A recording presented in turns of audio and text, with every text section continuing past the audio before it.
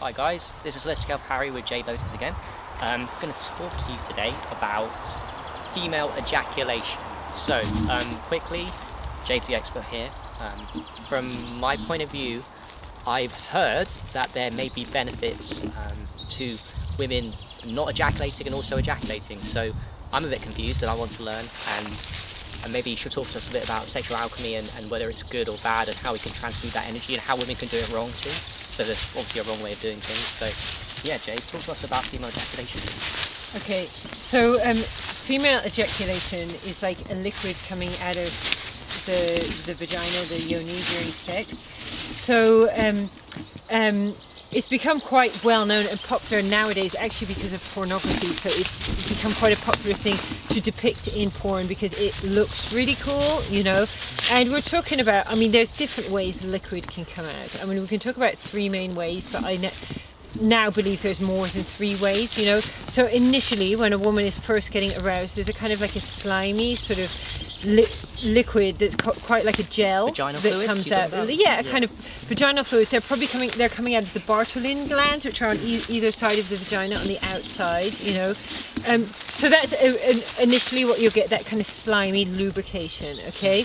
Now, inside the woman, then there's a few different pleasure zones. Okay, the most well-known one on the outside is the clitoris, and then the back of the clitoris on the inside is the G-spot. So imagine if you're facing the woman's lying on her back, and if you put the fingers in like this and beckon this way, that you're going to be touching the G-spot just then. And it feels a little bit like the roof of the mouth. If you touch the roof of your mouth with the tongue, that's a little bit what the G-spot feels like. And it's basically like the same tissue that you're touching when you touch the clitoris that's being stimulated.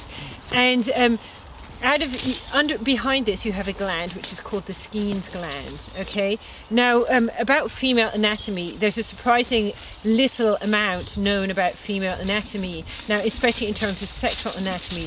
Interestingly enough, one of the reasons for it was when medical students and researchers were doing autopsies, they generally would do an autopsy only on a man, not on a woman. Now, one of the reasons was in the old days they do the autopsies on criminals, which tended to be men, but also apparently they had a problem that the medical students were having sex with the dead bodies if it was a woman. Dead bodies. Okay. Yeah, so they were actually then just using male dead bodies, you know.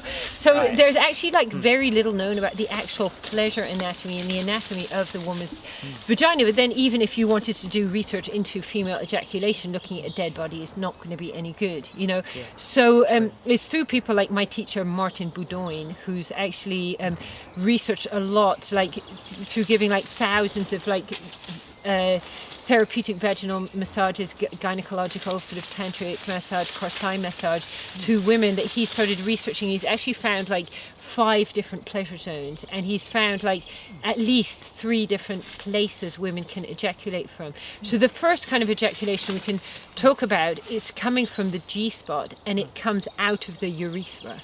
Okay, so basically you can say, classically speaking, you start to massage the G-spot and you find behind the G-spot you can start getting a little lump, and it will start to grow, and that little lump is the Skene's gland, and the Skene's gland starts to grow and build up, and eventually the fluid can shoot out of the woman. Now, for this to happen, the woman needs to absolutely be completely sexually comfortable with herself. She needs to feel totally comfortable and connected with the guy that she's there for. It's so much more than just mechanical touch this spot, press this button. It's absolutely this feeling she gets, a feeling really trust and comfortable. It only happens in a state of deep and connection. Really, the connection is like so important, you know.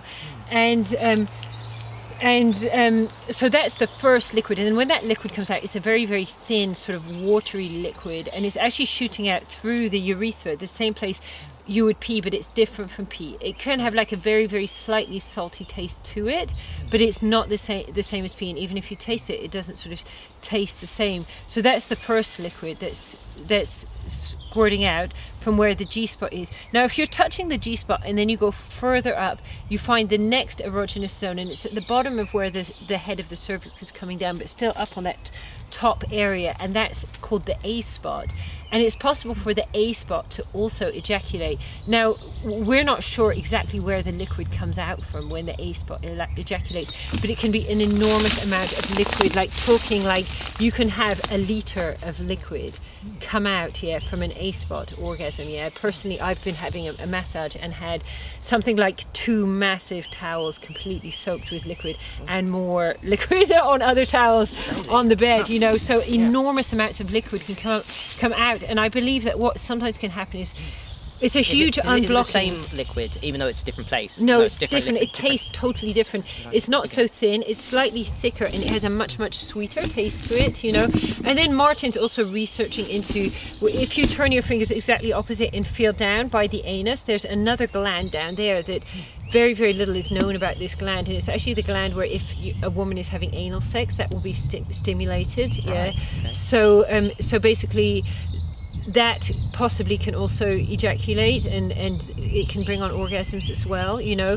And then it's possible that a liquid can also come out of the cervix as well, you know. So that's at least 3, well, we're talking about squirting from the G-spot, from the A-spot, from the cervix, the other liquid coming, you know. I mean, I think there could be like even 5 or 6 different liquids that can actually come out of the vagina. Now, when a woman, for example, squirts, I mean, a woman can squirt enormous amounts of liquid, you know. You can leave a patch on the bed, like this big wet patch, as if you feed from a full bladder, you know, but it's not come out of your bladder. And if you smell it, sometimes it can have a very slightly pee smell to it, but it's basically, it's not pee that's actually coming out, right? So what this is actually doing in the woman, it's not the same as male ejaculation, where you're losing the life force, you're losing the sperm, you're actually losing stuff that could basically be blocking you, you know. Okay. So having it come out, it's like, it's very beneficial, you know. And it's also like a release, like it's a very emotional release. So after a woman ejaculates, it's very common for her then to cry as well, you know. And one of the terms people actually call this female ejaculation, it's actually yoni crying. So yoni being the sacred Sanskrit word for vagina, and talking about actually, you know, releasing stuff that's stuck inside us. I mean, for example, you have this sexual reflexology, which talks about how we can store negative emotions and traumas in certain parts of the body. So in the G-spot, we actually can store repressed anger. So someone who's very gentle and sweet, they can have a lot of repressed anger in their G-spot. So ejaculating out of the G-spot is really a great way for a woman to get rid of like the negative feelings out of her body and actually sort of balance herself. And if you look actually at both Tantra and Taoism, you know, they actually say the woman should ejaculate and the man should not, which is about the opposite of what's been happening for the last several thousand years at least, you know.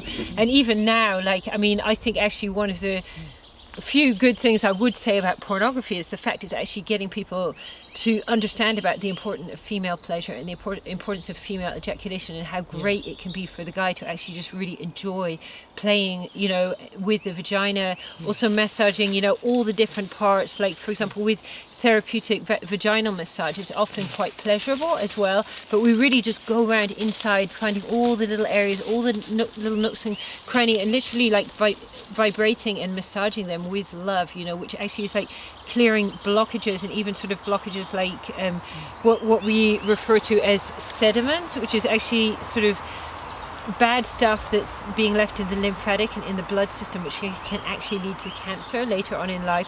So it's similar as actually a man having like his prostate massaged, and massaging with the finger, because the penis, it just cannot really massage in the same way. It's very difficult to stimulate the G-spot with the penis, you know. I mean, through shallow penetration to some extent it can be, but not in the same way as the finger. So using the finger is actually essential, you know, for not just, you know, pleasure, but actually the health of the woman. But then the pleasure is very important, because if a guy is just constantly going to his partner and just penetrating straight away without actually touching her body and spending time to open it up, what happens is she completely sexually shuts down, and in the end you'll end up with a relationship where there's just not really much fun sexually going on, you know.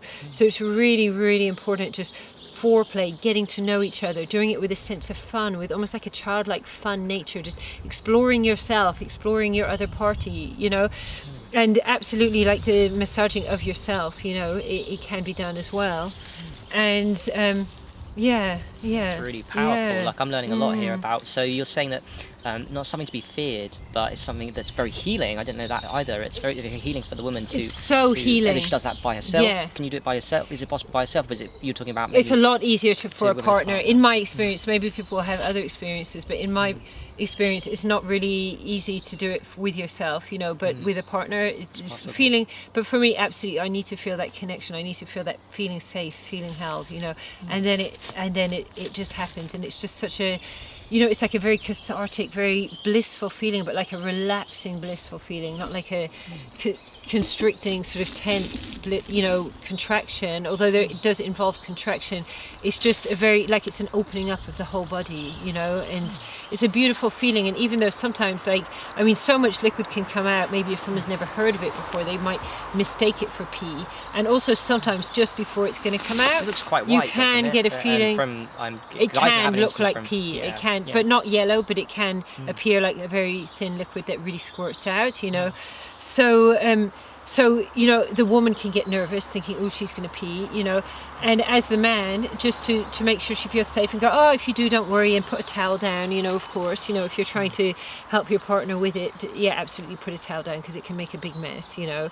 I certainly like to put a towel down myself, you know, and then just experiment and really just do it with an open heart, feeling connected, really going actually like very gentle and very slow, certainly to start with, gentle and slow, and make sure you've warmed her whole body up, opened her whole body up at the beginning, you know, and that she's really, really relaxed. And yeah, I mean, it's talked about in ancient times by both the Taoists and the Tantrists. I think they call it Amrita, Amrita, it's Amrita, it literally means elixir, it's like water of life, you know, and yeah, I mean, in my experience, when it's, because I didn't used to have female ejaculation, but when it first started really happening to me, I was a little shy that maybe a man might think it was sort of pee or something, but I would just explain it at the beginning, hey, things can get a bit messy, let's grab a towel or something like that, you know, and make sure they understood. And I've only ever had people like think it was just amazing and really love it, actually, you know. So and it's actually an amazing feeling for the guy, and especially when it squirts and it squirts onto him, you know. So really like beautiful feeling. So yeah. That's powerful. So thank you so much for sharing that. I'm learning a lot here, just I know the audience is. So yeah, that was Jade Lotus with Harry on female ejaculation. Thanks for watching, guys. Appreciate it.